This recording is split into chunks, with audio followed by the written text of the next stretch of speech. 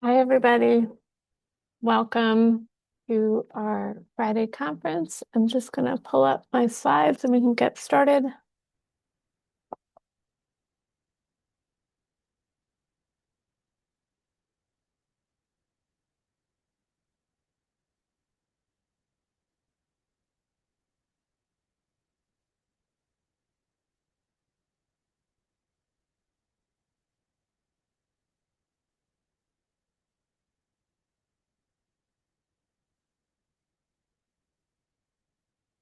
Okay, great. Well, welcome everybody to our CROI review today. Just a few notes about some upcoming conferences. Next week we'll have some cases, and if we have leftover from CROI today, we'll do that then.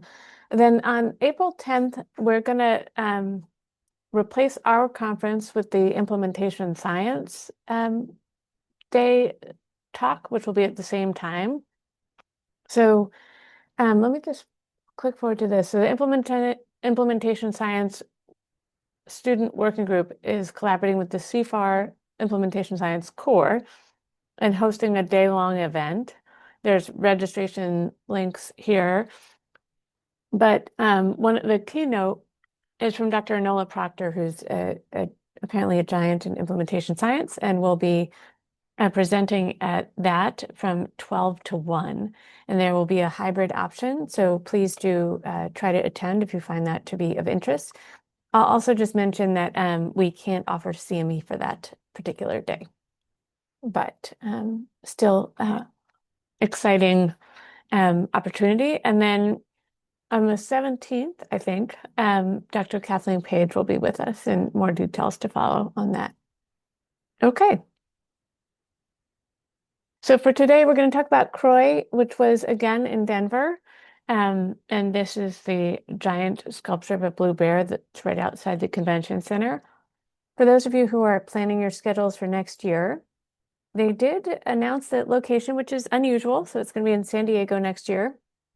I thought there was some rule that CROI could never happen in a place that was warm and nice to go to, but apparently that is possible, and it's a bit later in the year than usual. So just keep that in mind if you're thinking about conferences you would like to go to next year. And then I'll just dive into sort of what I thought were some highlights. I would love for this to be a discussion as we get into the data presentation. Certainly we'll call some people out, but just to give a little bit of an overview. A few things I did want to highlight. So the opening session was really wonderful. And again, for those of you who were not able to go, at some point, all of the content for CROI becomes publicly available.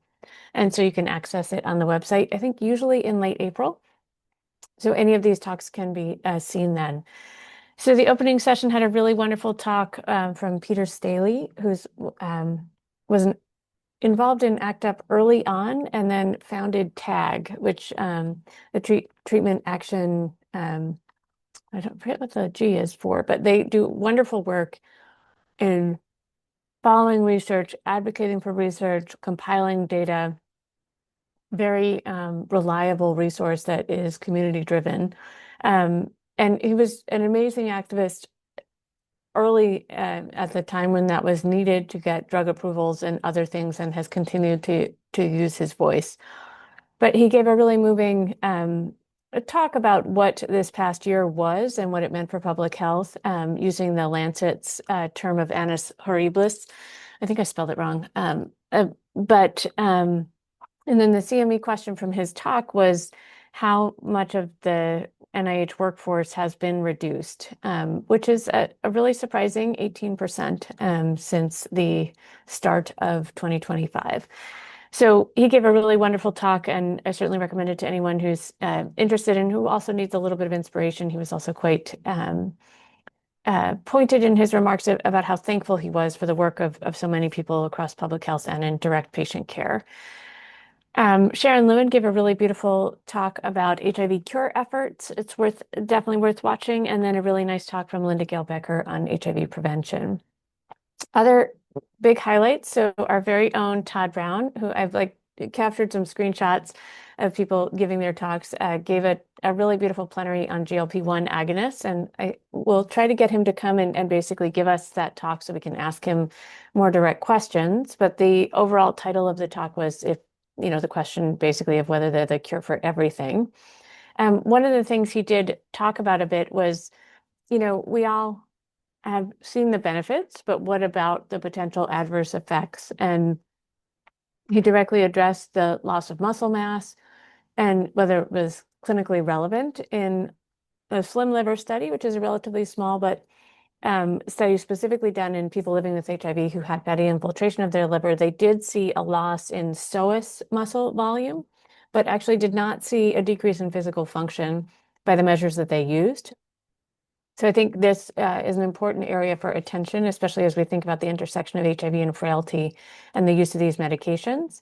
But also ask some important questions about whether or not if we all eat more protein, as I'm sure RFK would be happy for us to do, and resistance training, can this sort of mitigate some of these effects? And are there other things we need to think about, like how fast you lose weight and what doses of medications that you're on? The other thing that really stood out to me from his talk was this slide where they looked in one of the large trials of the use of semaglutide, and they looked at the hip and pelvis fractures for 100 years, whether you were on semaglutide here in the turquoise color or placebo in pink. There really is a pretty notable excess in fracture in the over 75 group. And so again, intersects with some of, I think, Todd's research in bone density in people living with HIV and other work done in Alive and by Damani and others looking at frailty in people living with HIV. So I think these are things we need to consider as we deploy these medications, and also with the knowledge that coming off of these medications sometimes leads to reversal of some of their benefits. So that talk was fantastic. I would advise you to watch it. I will also try to get him to basically come here and give it to us because it was really fantastic.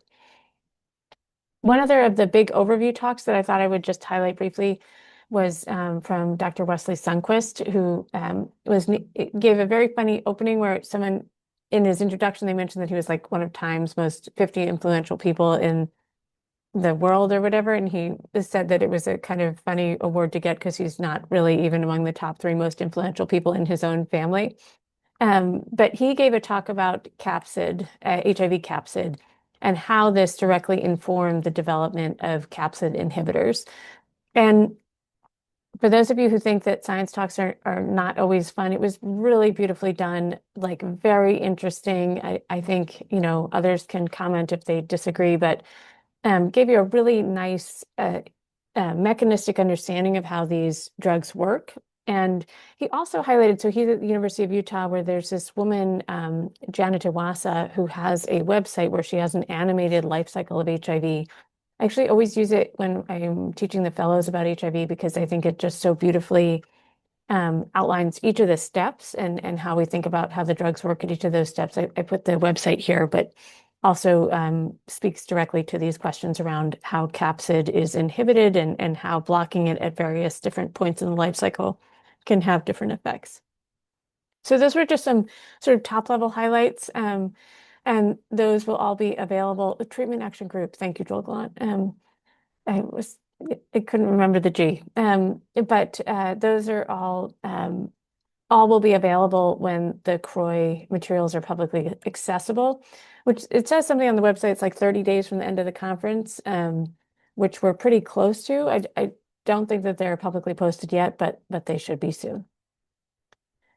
Okay, and so then I thought I'd dive into a little bit of the science, mostly on treatment-related things to start with.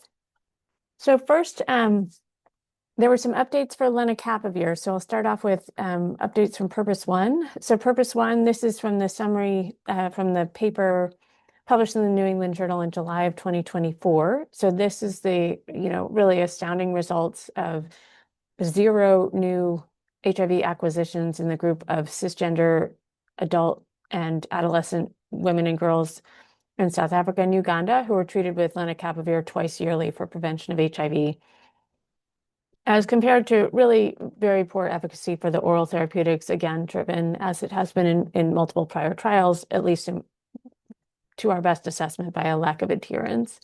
So these were the sort of amazing results that were reported initially.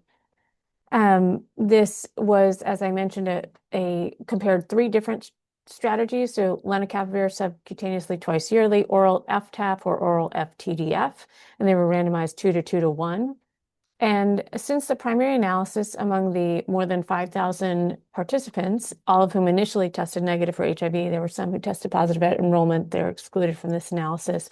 There have been 23 additional HIV acquisitions to a total of 77. So where did those acquisitions occur? So 2 have occurred in the lenacapavir group. So now the incidence rate has risen to 0.07 per 100 person years. There are now 52 in the oral FTAF group. This is out of a total N of 2,136, and 25 in the FTDF group of 1,068 individuals at risk. So what does this mean? I think there was some interesting discussion about it because, people were like, oh no, this means it doesn't work all the time. This is still an incredibly low rate of acquisition. And so they dove a little bit into the details of who the participants were who did have the acquisition event. So for those on lenacapavir who acquired HIV, there were 2 participants identified as C and D. For participant C, all the injections were administered on time. At the time of diagnosis, the last injection was 182 days prior, making her exactly on time for her next injection. Her lenacapavir concentration was 44.6, which is above the inhibitory quotient 4 or IQ4 target.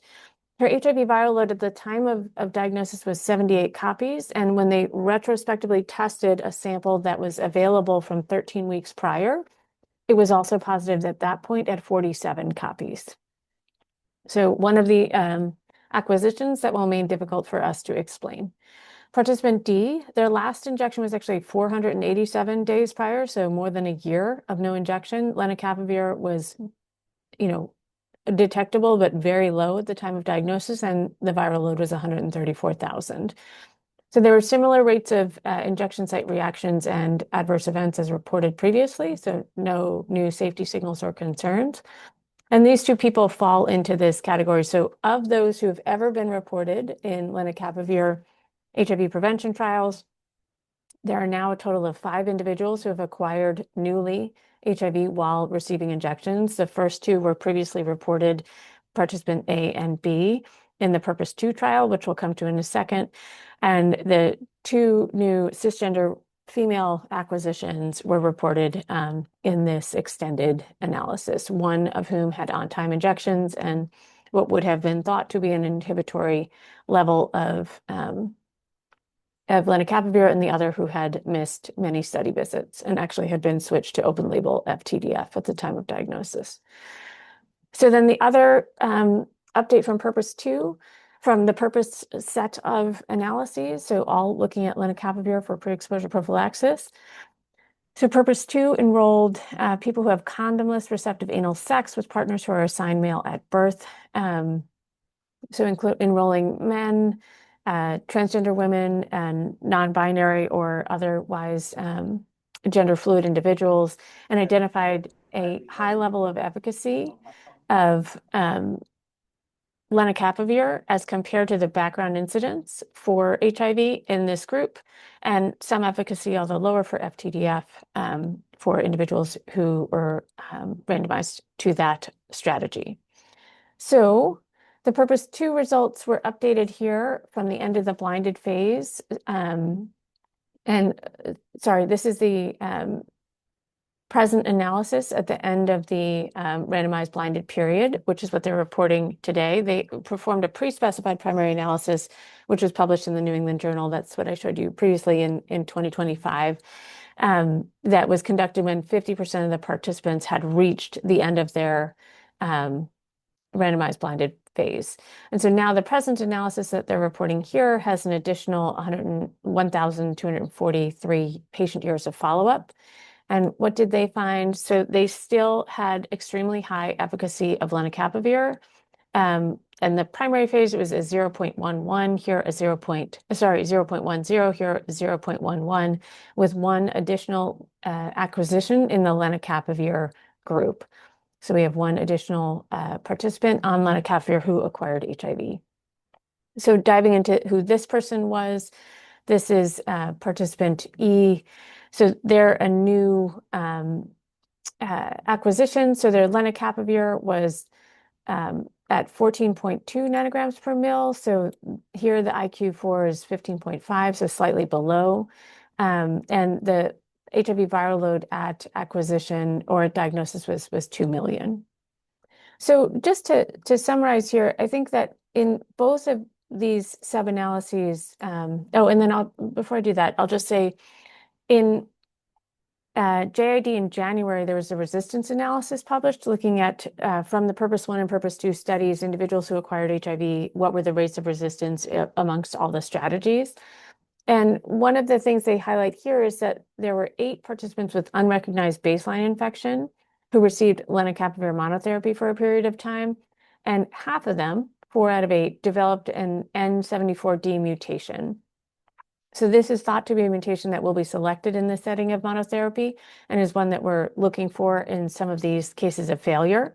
It is notable that this mutation did emerge in the Capella trial. So the Capella trial was where lenacapavir was used as a additional adjunctive agent in patients with highly resistant HIV. And in some cases, it appeared that even though there was resistance, that lenacapavir still remained part of an effective treatment and that patients were resuppressed on regimens that included lenacapavir. They also observed a higher frequency of other capsid mutations in Capella, the multi-drug resistant setting. And in that setting, there were with those additional mutations, there were between 16 and 869-fold loss of susceptibility. Although now I'm questioning myself about Capella. Ethel, I see that you're on. Can you correct, or maybe Ethel has already left. I think I see Charlie. Was Capella the treatment naive or the treatment experienced? You're muted, Charlie. Experienced. Okay, good. Yeah, it was heavily treatment experienced with so-called multi-drug resistant HIV, and it was lenacapavir plus optimized background regimen. Okay, good. And it was a very small study. Yes, so I was correct about which study it was, but yes, very small, lots more capsid mutations. I don't know, Joel Gallant, if you have any other comments on that. Naive with Calibrate, thank you. No other comments. Yeah, very heavily treatment experienced and kind of a standard study design, but probably the best results that we've seen with that type of study design for people with such extensive resistance. And since you're unmuted, if you had any other lenacapavir takeaways, I mean, I think there's this natural response of like, oh my gosh, but it didn't work all the time, even when you were therapeutic, which feels uncomfortable, and yet it is still fantastically efficacious. And so sort of like figuring out how to satisfy our scientific curiosity about how you can acquire when you're above the threshold, but that in general, it works really, really well. Very little in medicine works 100% of the time. Mm-hmm. And when something works that well, you're kind of waiting for something to happen. It's sort of like when you buy a new car and you get your first little ding, and at first you're upset, but then after that you say, oh, thank God, now I don't have to worry about it. It's not absolutely perfect yet. It's still. Yeah, this is nothing surprising about this. What was surprising was the initial results. Yeah, it's a really interesting point. Although I see some parallel here to like how the COVID vaccines were kind of rolled out in terms of like, oh, they prevent infection, and then the deep betrayal when that wasn't necessarily true. Just as a sort of like asterisk or footnote to think about as we communicate with people. But I mean, still a tremendously successful preventative intervention that I think has the potential to avert many, many infections. Yeah, and to follow up on the vaccine analogy, if this was a vaccine and not PrEP, it would still be more effective than any vaccine for an infectious disease that's ever been developed. That is a fair point, Charlie. So, yeah. I mean, I think this is, and I mean, the other nice thing about it is that, unlike PrEP with cabotegravir, there's no concern about first-line agents not being available if you happen to be one of the very few people who is so unfortunate as to acquire HIV while taking this regimen. And just really also the ease of dosing. And Kelly's point here being, don't let perfect be the enemy of almost perfect. Yeah, exactly. I mean, there were a lot of questions about why this could possibly happen, but I think that that's just scientific outrage and not like actually public health application. Like our explanations are supposed to always be correct. How does it not work? Great. Any other thoughts from people about the sort of lenacapavir prevention stories? Great. Then I'm going to actually skip because I did do one other little section on lenacapavir. And so this is the bictegravir lenacapavir combination studies. So this is it's not an injectable, not a long acting. It is a regular pill that you take that goes away with regular pharmacokinetics. But the idea here was a phase 3 efficacy and safety of switch from a complex regimen to a single tablet regimen with Biclen. That's Artistry-1, a phase 3 open label trial. And then Artistry-2, which was presented as a poster at the meeting, and I'll briefly summarize also, was a comparison of Biclen single tablet regimen blinded to a comparison with Bic-F-TAF to see whether or not it was non-inferior. So in both cases, they were people with viral suppression, so not a new treatment initiation trial. This is a switch study. And let's now just talk a little bit about Artistry-1. So the inclusion are HIV viral suppression, no prior lenacapavir exposure, no resistance to bictegravir, you could have been exposed to it, no hepatitis B, your estimated GFR had to be greater than or equal to 15, and you had to be on a complex regimen. So how did they define that? So either a boosted PI or an NNRTI plus at least one agent from another class that is not an NRTI. So you could be actually on a boosted PI and an NNRTI, for example. You had to have or greater than or equal to 2 pills per day or greater than or equal to at least twice a day, or a combination of parenteral agents with oral agents, but you could not be on an injectable only regimen. So that was their definition of complex. They were randomized 2-to-1 to either open label Biclen as a single pill, that N included 371 individuals, or continued on your prior regimen for 186 people to week 48. And then the optional extension included a switch of everyone to Biclen in a single tablet regimen. Their primary endpoint was the FDA snapshot week 48 viral load of greater than 50 as an indicator of treatment non-success. So the median age of the participants was 60, 69% white, 54% with greater than or equal to 2 of an identified list of comorbidities that they had, and most of those individuals were taking medications for those comorbidities.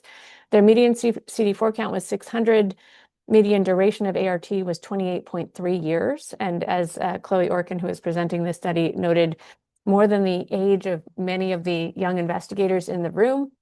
22% of the participants had more than 5 pills a day. And then I've just summarized again the design here at the bottom. But I keep doing that. I've highlighted up in the right-hand part of the slide are the regimens that people were on. So all of the ones that have the purplish color included a boosted protease inhibitor. And so that was a major feature of what people were being switched away from. And those could be like, for example, a boosted protease inhibitor in an INSTI. I think many of us probably have somebody on darunavir, Cobi plus dolutegravir, for example, but also other potential combinations. So what were the results from Artistry-1? So the Biclen single tablet regimen was non-inferior to the complex multi-tablet regimen in maintaining virologic suppression at 48 weeks. So there really was excellent overall efficacy as compared to staying on your current complex regimen. There was a similar incidence of adverse events and serious AEs in both groups. And there was a statistically significant improvement in cholesterol profile that was believed to be driven by the change away from protease inhibitors, and some improvement probably in treatment satisfaction among those who were randomized to this switch. So overall, good results, non-inferior to switch to Biclen. I'll just briefly summarize Artistry 2 and then maybe try to get some comments from the group on this. So Artistry 2 was a randomized trial, again, of people with stable viral suppression, no prior exposure to lenacapavir, no resistance to bictegravir or TAF, and no chronic hepatitis B infection, with an eGFR of greater than 30 for this particular study.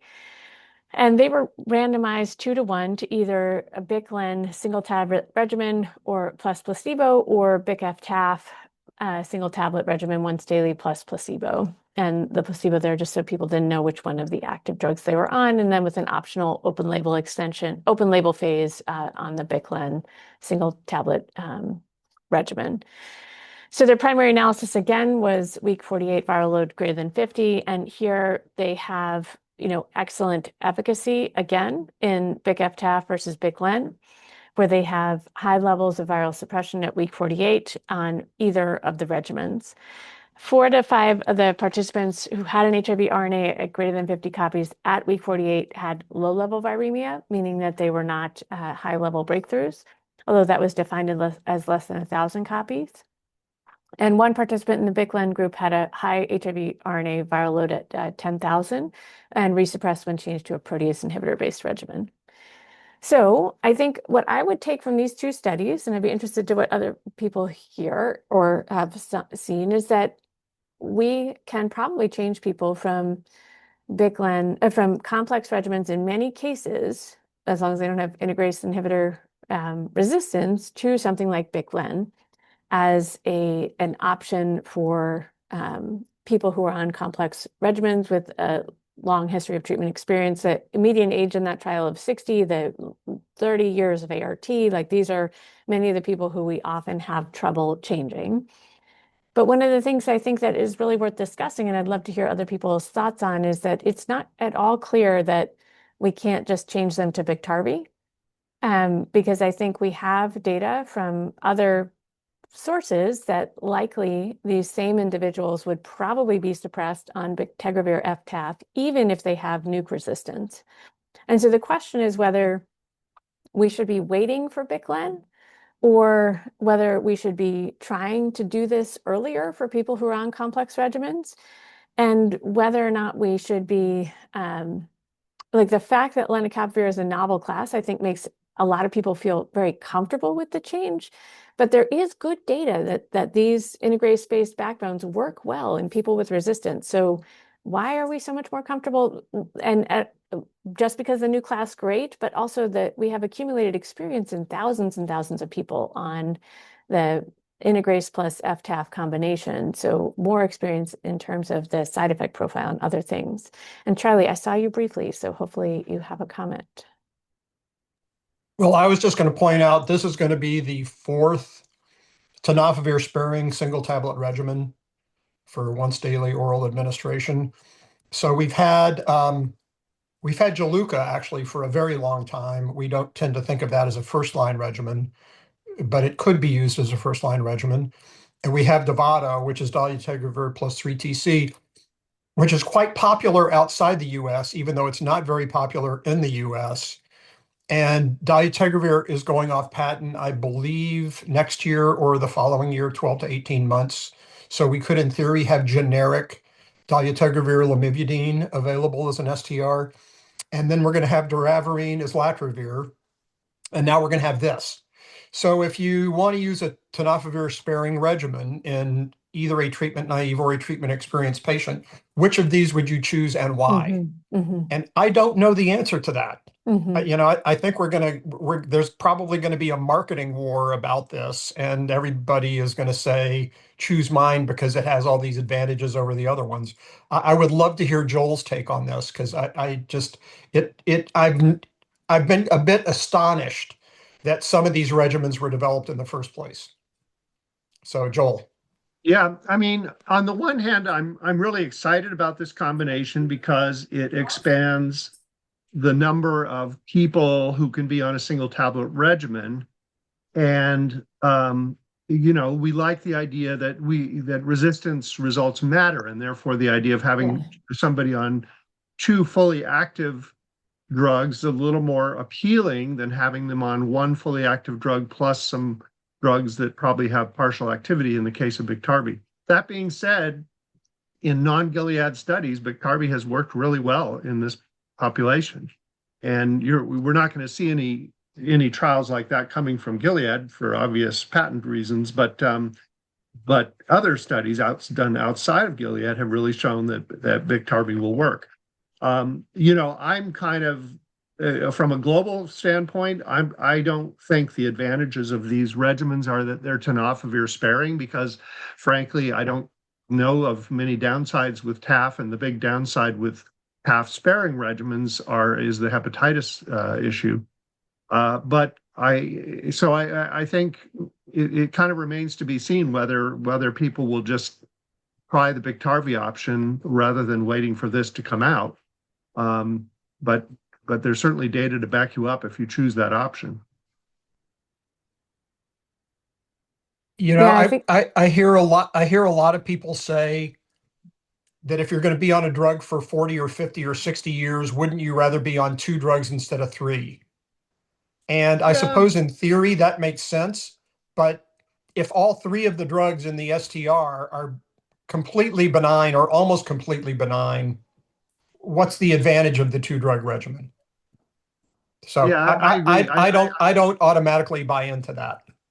It feels like kind of like an emotional argument that you make when you don't have data, uh, because to date, for example, in the Dovato versus Biktarvy comparison, we really haven't seen any strong, advantage of the Dovato choice over Biktarvy, and then you have the disadvantages of the hepatitis B, lack of coverage for Hep B, and also not in clinical trials, but in some observational studies, a lower barrier to resistance with Dovato.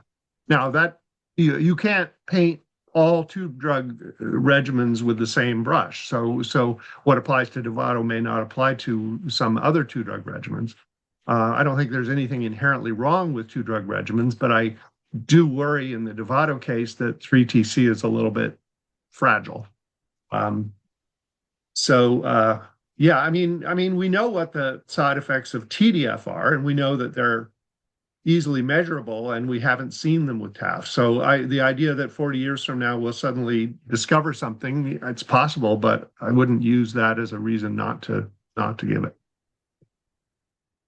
And I think to the point about hepatitis B, there was one new acquisition or occult reactivation event in one of the BICLEN groups.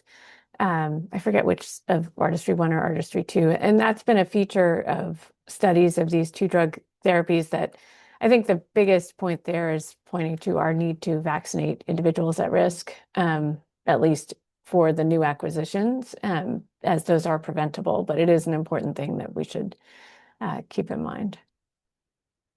But yeah, I mean, I think this question, they had this like hot topic session at the Wednesday of CROI where Joe Aaron was moderating, and Paul Sachs and Annie Lukemeyer and Chloe Orkin and a few others were commenting on a lot of studies. And I think one of the interesting questions was just like, why do we hesitate to take people from complex regimens to simpler regimens when there's data to support the use of doing that?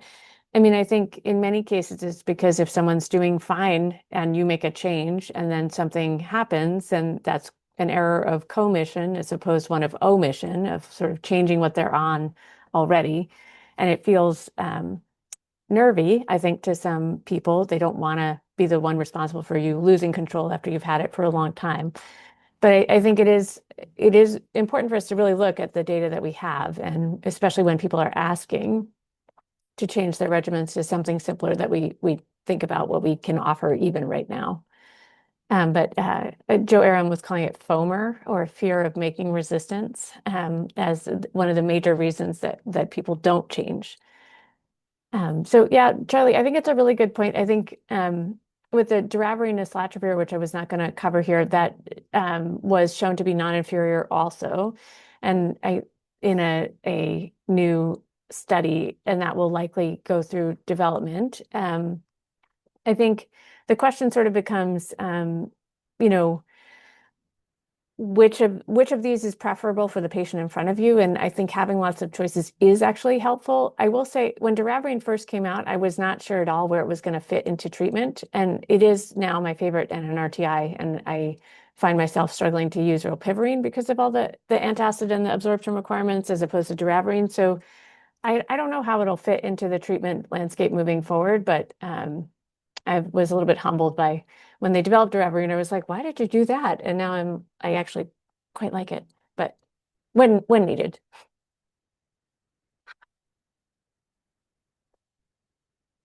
Anybody else with thoughts about lenacapavir from the meeting?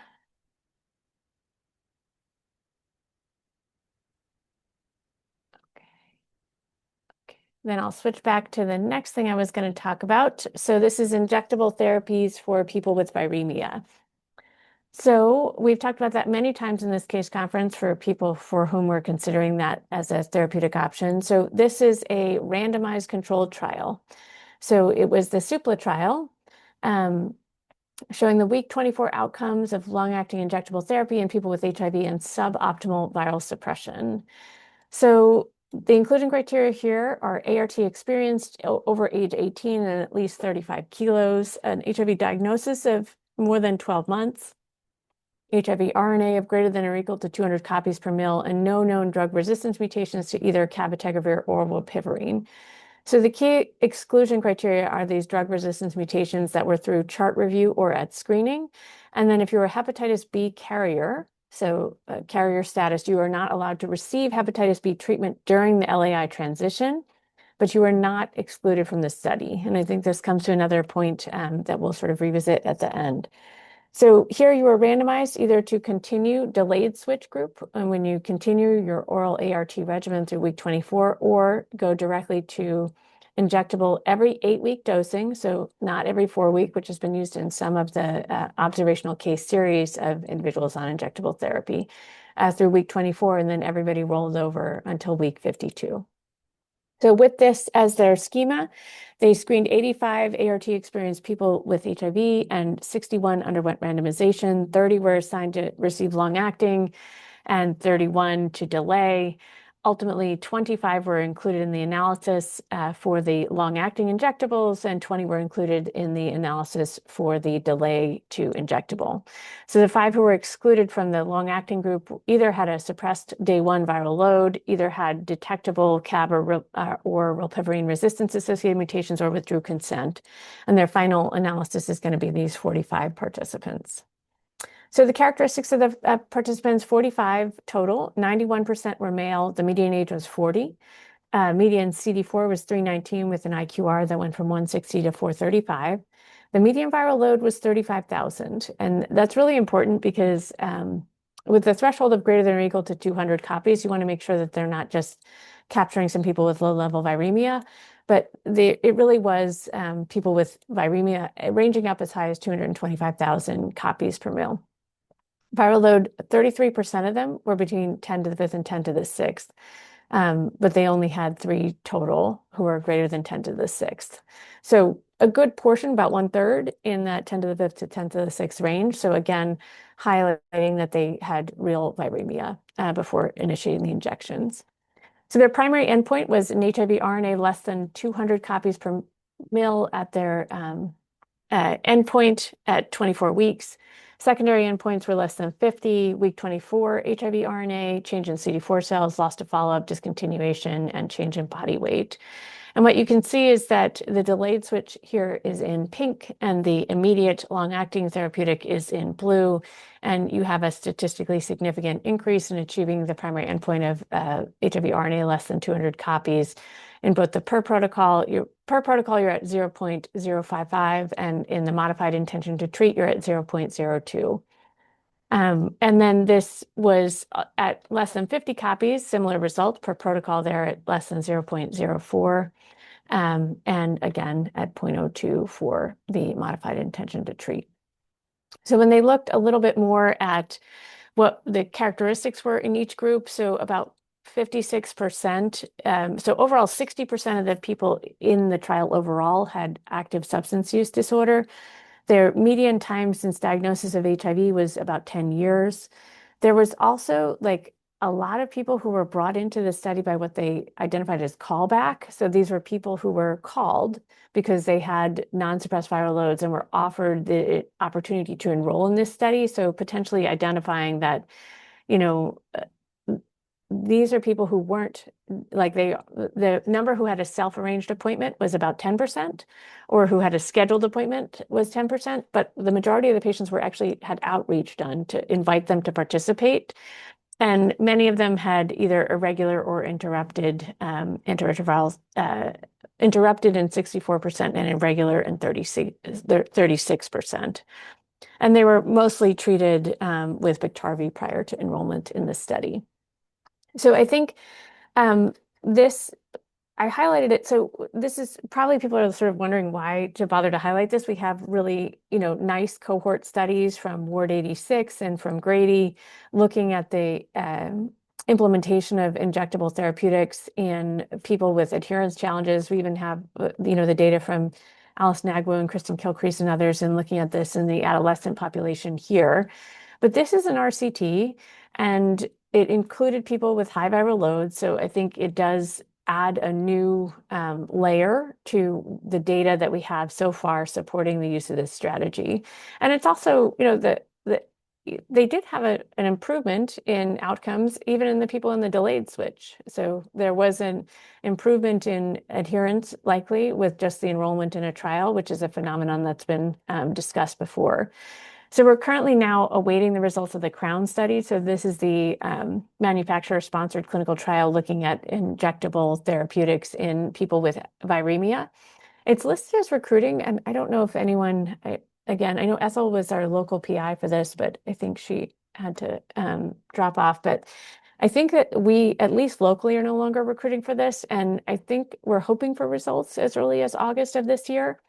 But I think some people are saying, we have lots of cohort data. We have now at least one RCT that's been presented in a public forum, this one from the SUPLA trial.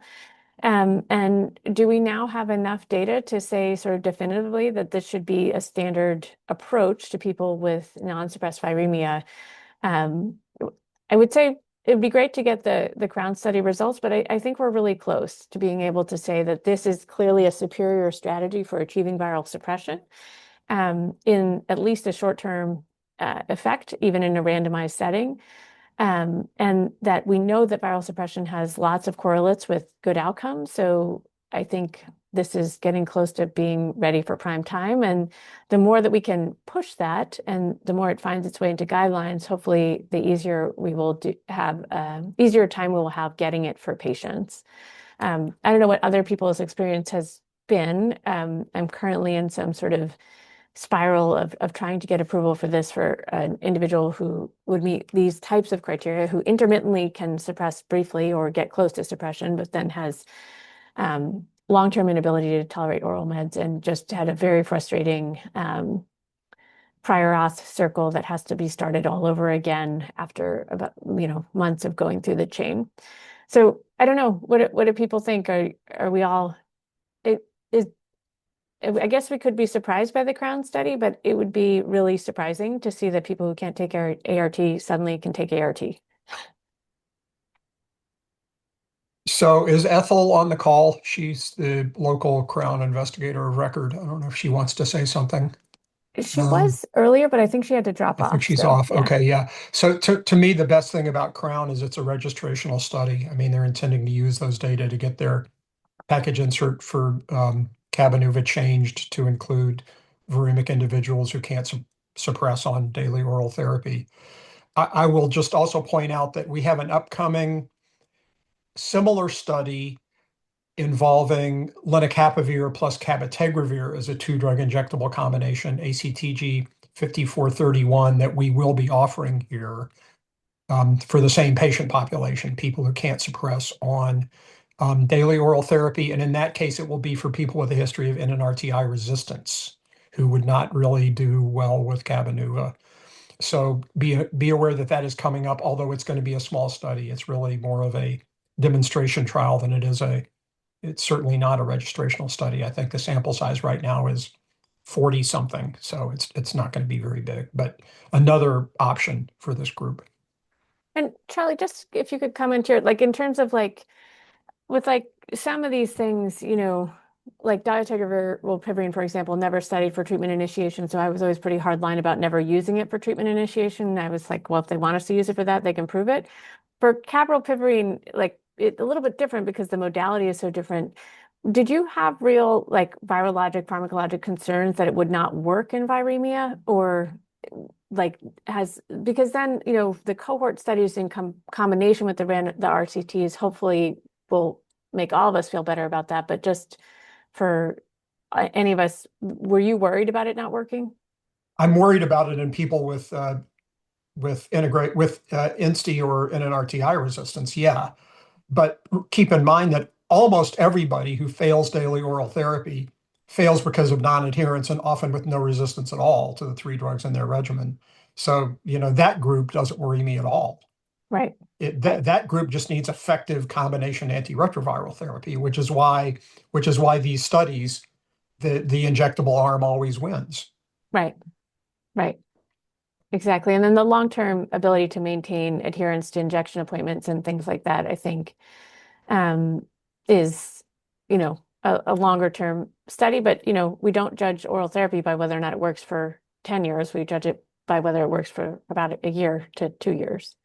Yeah. Andrea had a comment about 3 patients she's had who were viremic. Yeah. And gets the lenacapavir. Suppressed on Cabenuva. Yeah. Yep. Right. And one who had substantial resistance, interestingly. Yeah. Yeah, and I'll say that is my N of 3 of 3. So I've only started 3 patients viremic, and all of them have done well. Everyone else I have on Cabenuva was completely, was suppressed undetectable before beginning. Andrew, do you have any information that you could share with the rest of us in terms of how you managed to sort of persuade the insurance companies about that? I'm in a similar situation as Eileen is describing, where kind of going around in circles, not even being able to do have a peer-to-peer discussion. Yeah, Matthew, and just to add to mine, the one, I mean, this is a woman who I've tried, I think this is the 3rd time we're trying, and we just got a denial because there was not a signed consent letter from the patient, for which there's no template or anything like that that was supposed to be included in the request for the therapy. And that was not told to us. We were already at the 2nd level, and so now we have to go back to the beginning, including this new letter, which again, I mean, the chart notes that are included document our repeated discussions that this is her strong preference, but not adequate. So I think, Andrew, you said Kristen's been helping me, but yeah, Kristen did one of the peer-to-peers. She offered and, provided their data to date. In the other cases, I said, one of my patients already has a low CD4 count, is 100% refusing to take HIV medicine orally. So we either give her this or she's not going to take anything. And the other one, honestly, the CD4 count was still high, but it was the same story where the patient actually had been suppressed in the past on ART and then developed this pill aversion and just said, I simply will not take the medicine. So I just, reiterated to the peers that it was this or nothing, and that we really can't fail to provide ART to patients with HIV. And in the one case, a patient with HIV with a very low CD4 count. So not AIDS, but close. And so that's been my trick. But again, Kristen took the lead on having a peer-to-peer with my patient, with one of my patients, the one, who just needed this regimen because it also was the only thing we thought might suppress her. Yeah, I do wonder if payer is really, I mean, because I have another patient who's got, metastatic cancer and needs injectable, and he's been declined, I think, 3 times. So I think that the payer, like urgently, I mean, like, I don't know, like, just seems really payer driven. So, but hopefully if we get a package label, that will be really transformative. And as Charlie pointed out, the Crown study is intended to do that so that then we can then have the labeling to say this is an approved therapy and we need it. So hopefully we'll make a little progress there. Any other thoughts on there's a few, just in the last few minutes, I thought I'd talk briefly about a little bit of data on TB. So appreciate any input from people who are more expert than me on tuberculosis, but these were two different studies that were looking specifically at the question of whether initial TB treatment could be intensified to improve outcomes. So the first one that was presented was abstract 123, which is the Detura trial from a group in France. And so here they're looking at the addition of higher dose rifampicin and isoniazid and corticosteroids to decrease mortality in severely immunocompromised adults and adolescents who are hospitalized for TB. The study design was rifampin 3 times the normal dose plus INH 2 times the normal dose for 8 weeks plus the standard dose pyrazinamide and ethambutol, and you step down to that with after the high dose plus corticosteroids for 6 weeks. And compared to standard treatment, and their primary outcome was death at 48 weeks. They had a couple of secondary objectives, including adverse events, paradoxical iris, and AIDS-defining illnesses. And this was enrolled in 6 countries: Cambodia, Cameroon, Guinea, Mozambique, Uganda, and Zambia. They specifically excluded people with CNS symptoms for TB meningitis, but also any other CNS symptoms, pericarditis, pregnancy, and breastfeeding, to exclude independent indications for use of steroids. And the study was stopped early. So there were 908 participants analyzed, a mean CD4 count of 44 among the participants, TB diagnosis positive expert or TB RIF test in 70%, a urine TB LAM in 26%, and only a chest X-ray in only 4%. So the majority had really more of a microbiologically confirmed diagnosis. 44% were female, and 70% were ART naive at the time of enrollment. 88% of them were identified as having disseminated TB. And so this is sort of the bottom line. Intensifying initial treatment of TB did not increase mortality risks. They're just totally overlaid rates of mortality between the two groups. Drug-induced liver injury and diabetes were higher in the intervention arm, although did not have an excess of serious adverse events. And then there was less paradoxical TB iris in the group that received this intensified treatment. The next one was abstract 124. So this was a further results reported from the NewStrat TB trial. So this is from a group in South Africa that had already reported their results. So it was a 2x2 factorial design to either standard treatment plus prednisone, standard treatment plus placebo, intensified TB treatment plus prednisone, and intensified TB treatment with plus placebo. Now, the intensified TB treatment that they used was standard TB treatment, but with high dose rifampicin and addition of levofloxacin, with some anti-TB intent, but also meant to treat concurrent bacterial infections that they were thought to maybe be driving early mortality. And the pred dose was 1.5 mg per kg per day. And from day 15, all received standard TB treatment up to 6 months. So the baseline characteristics here, they were about 700 people enrolled overall, slightly more than half were female. The CD4 count again was in the 40s. HIV viral load was about 5 log in both groups. And there was a high proportion of disseminated disease in this study as well. And here again, with 14-day mortality and 12-week mortality, there was no difference. So sorry, the intensified arm has already previously been reported. That was stopped early due to increased mortality, actually, among the intensified treatment arm. And this report out there presenting the data for the prednisone, because I think a lot of us think that there might be some immunomodulatory thing that you could do that would help with outcomes. And the bottom line here is that at least in an unselected group, prednisone is not that intervention. And we need to be more specific about defining what people's risk from TB actually is coming from before we get a better targeted intervention. Of the TB people, I see Amita is here. I don't know if, or any other TB people who want to comment. So I have a quick pharmacologic comment about both of these trials. So it was well known 40 years ago that if you increased rifampin dose over 600 milligrams a day, that drug has nonlinear pharmacokinetics. So doubling the dose produces 3 times the concentration, and tripling the dose produces 4 to 5 times the concentration. I think the reason people didn't object to going that high is because there was no clear relationship between those elevated concentrations of rifampin and its major serious toxicity, which is hepatitis. So, but it's just a cautionary note that nonlinear PK for rifampin over 600 milligrams a day, and I don't think they measured rifampin concentrations in either of these trials. Maybe Amita knows. So they did in one of them. But Amita, go ahead.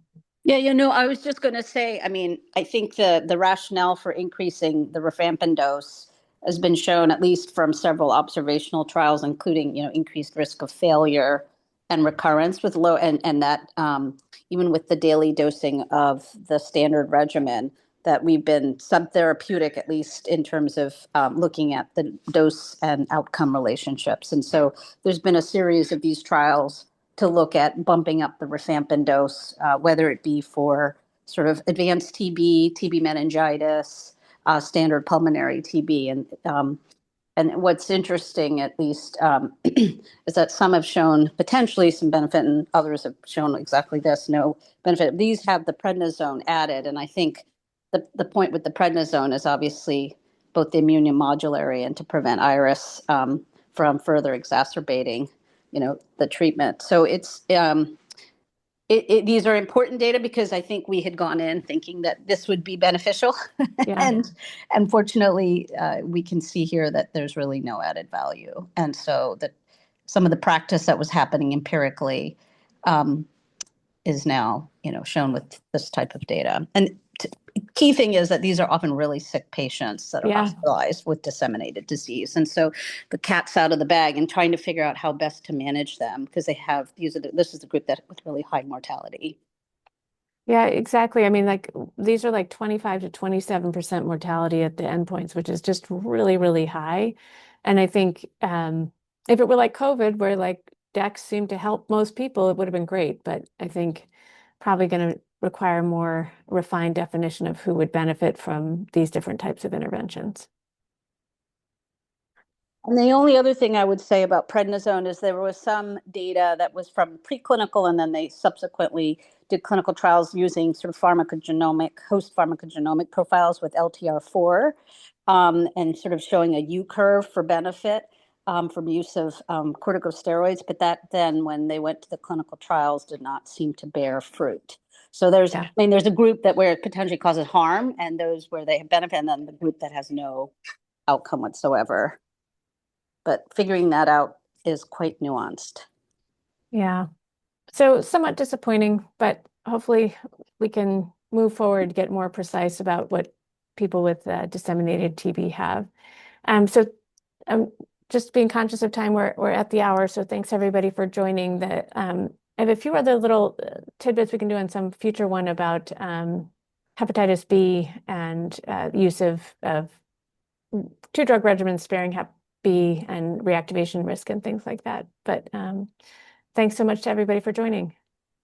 Thanks, Eileen. That was great. Yeah, thank you so much, Eileen. That was outstanding. Thank you. Now we got to figure out how to get long acting for everybody. That's like the major challenge in the clinics right now. Right, exactly. All right, take care.